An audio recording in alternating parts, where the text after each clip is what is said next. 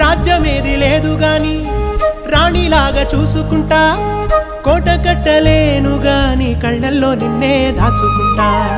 రాత ఎట్లా రాసి ఉన్నా ఆ మార్చి నీతో రాసుకుంటా.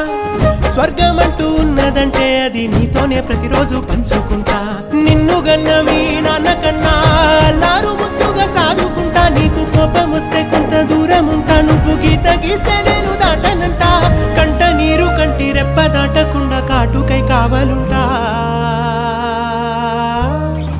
రాంబాయి నీ మీద నాకు మనసాయనే.